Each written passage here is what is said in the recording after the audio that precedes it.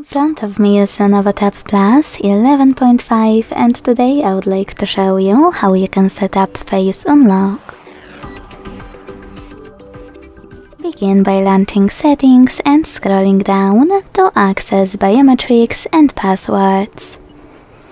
Then tap on Face Recognition and enter your current login method.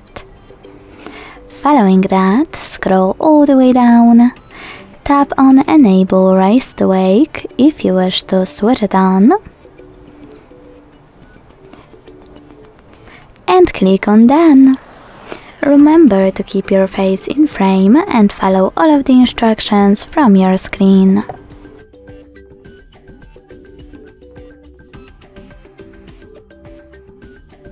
Then select Done.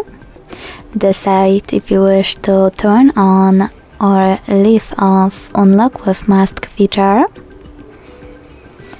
and manage all of those options however you wish to. When you finished, go back. So now, when I switch off my screen and turn it back on, I can state Face Unlock is working properly.